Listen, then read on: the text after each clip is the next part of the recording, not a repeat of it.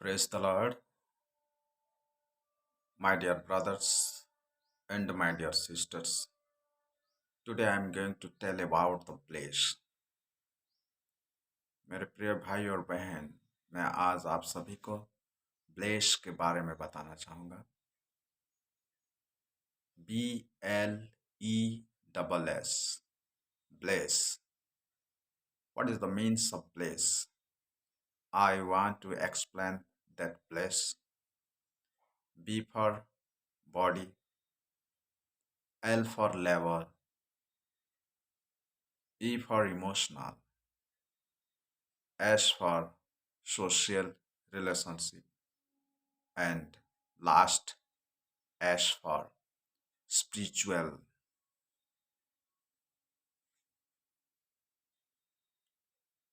ये जो ब्लेस है इसके बारे में समझना बहुत मुश्किल नहीं है आपके लिए, बहुत आसान है और मैं आप सभी को आसानी से ये बताना चाहूँगा जो आपकी ज़िंदगी में ये बहुत काम आएगा। जो बॉडी नीड करता है, क्या चीज़ नीड करता है, बॉडी को क्या चाहिए? बॉडी सबसे पहले हेल्दी रहना चाहेगा, तो health is the most important for the body. Body के लिए हेल्थ जरूरी है। जो बॉडी को अच्छी तरह से रखना चाहते हो तो regularly you should be exercise. So health is the most important for the every person. अगर आपके स्वास्थ्य अच्छा रहता है तो आप तंदुरुस्त रहोगे, हर चीज़ करने के लिए आपको अच्छा लगेगा। और इसमें क्या होता है? प्रोडक्टिविटी। और क्या होता है इसमें? स्ट्रेंथ। अगर आपका स्ट्रेंथ नहीं है तो ज़्यादा देर तक आप नहीं बैठ पाओगे, चर्च में बैठ नहीं पाओगे, कहीं पर भी आप अच्छी तरह से बैठ नहीं पाओगे, चल नहीं पाओगे, काम कर नहीं पाओगे। If you have no strength in the body of your self. अगर आपके शरीर में इस तरह का सामर्थ्य नहीं है, शक्ति नहीं है, स्ट्रेंथ पावर नहीं है, बल नहीं है, तो आप ज़्यादा देर तक नहीं बैठ पाओगे। तो इसलिए बॉडी नीड क्या करता है? सबसे पहला नंबर वन, आपको उसमें आता है हेल्थ। अच्छा हेल्थ रहना है, प्रोडक्टिविटी होना है, और उसके बाद आपका जो है तीसरा, अब उसी में क्या होता है? स्ट्रेंथ होना है। और दूसरा आपका लेबर, लेबर नीड। जो लेबर क्या कहे? लेबर को चाहिए वर्क, इनकम और प्रमोशन, उसके बाद सिक्योरिटी। ये चार चीज़ लेबर आवश्यक करता है। जो लेबर काम करते हैं, काम करने वाले आदमी के लिए ये चार चीज़ का आवश्यकता है। उनको काम चाहिए। If you have no work, your mind confusion. अगर आपके पास कोई भी काम नहीं है तो आपके मन कैसा रहता है? कन्फ्यूजन हो जाता है। बाइबल बताता है James chapter 1 and 8 verses, if you are a double minded man unstable in your always. अगर आप दो तरह का सोच रखते हैं तो आप हर चीज़ में अस्थिर रहोगे, आप कोई चीज़ अच्छी तरह से निभा नहीं पाओगे। सो आपको वर्क में रहना बहुत ज़रूरी है और उसी काम की जो ज़रूरी होता है। उसके बाद इनकम, आपका इनकम जो आप जो अचीव करते हो उस अचीवमेंट के हिसाब से आपको सैलरी मंथली में जितना चाहिए आपको वो प्राप्त होना चाहिए, उसको इनकम कहा जाता है। और इनकम सोर्स आपका होना बहुत ज़रूरी है। उसके बाद आपका प्रमोशन, जो भी काम करते हो उसी जगह पर आपका अगर प्रमोशन नहीं होता है तो आप ज़िंदगी में इम्प्रूवमेंट नहीं हो पा रहा है बोल के अपने आप को आप जान सकते हो। उसके बाद आपका सिक्योरिटी, आपका लाइफ अगर सिक्योरिटी नहीं है, मनी जैसे सिक्योरिटी रखते हो और आपके कुछ साल बीतने के बाद आप रिटायर होते हो जॉब से, या फिर आप कोई काम करने के लिए दिक्कत होता है, तो उस समय अगर आपका मनी सिक्योरिटी के तौर पर अगर रहता है, इंश्योरेंस जैसे खुले रहते हैं, या फिर कोई जॉब होल्डर रहता है उसका ईपीएफ पैसा रहता है, या फिर कोई गवर्नमेंट होल्डर होता है उनके पास वो जीपीएफ रहता है, तो उसी पर प्रोविडेंट फंड से उसको आखिरी में प्राप्त होता है, उसी पैसे से उसका ज़िंदगी आगे खुशहाली से बिता सकता है। तो आपका लाइफ भी उसी तरह सिक्योरिटी रहना है। आपका लाइफ का जो शरीर का जो आत्मा है, उस आत्मा का सिक्योरिटी कौन रखेगा?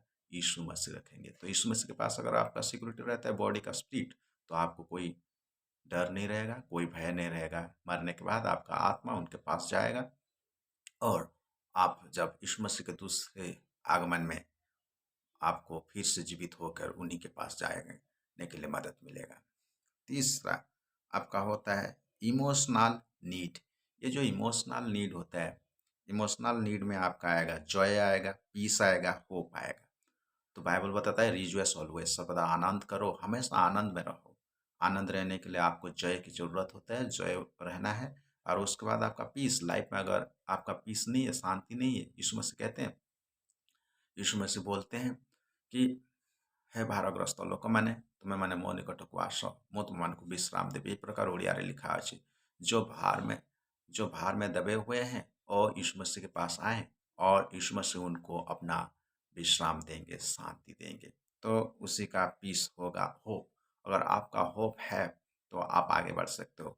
आशा रखते हैं आज ज़िंदगी में कुछ नहीं कर पा रहे हो, कोई दिक्कत नहीं है, होप रखो, यीशु मसीह आपका होप को, आशा को पूरा करेगा। इसलिए इसमें आता है आपका जो है इमोशनल नीड होता है। इमोशनल नीड में आपका 3 चीज़ें देखने को मिलता है, जॉय होना है, आपका आनंद रहना है, पीस लाइफ में शांति रहना है, और तीसरा आपका होप, आशा रहना है। और चौथा में सोशल रिलेशन।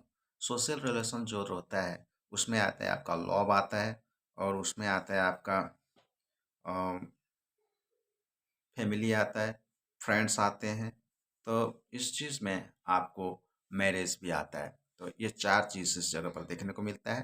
तो सोशल रिलेशंस में आपका लव, लव यानी कि God so loved in the whole world that he gave his only begotten son, he who believe in him never die but everlasting. So मेरे dear brothers and sisters, Yeshu Masih जो वचन में बोले हैं कि परमेश्वर जगत को इतना प्रेम किया कि अपने इकलौते बेटे को दे दिया, जो उनके ऊपर विश्वास रखते हैं वो मरेंगे नहीं बल्कि अनंत जीवन प्राप्त करेंगे। तो इस जगह पर आपका आता है लव, लव अच्छी तरह से होना है। मैरिज, मैरिज के बारे में आपका ज़बानी आ जाता है, तो उसमें भी आपको सोचना पड़ता है कि शादी के बारे में। और इसके बाद आपका आता है फ्रेंड। फ्रेंड अगर आपका अच्छा नहीं है तो आपकी ज़िंदगी में भी मुश्किल आ सकता है।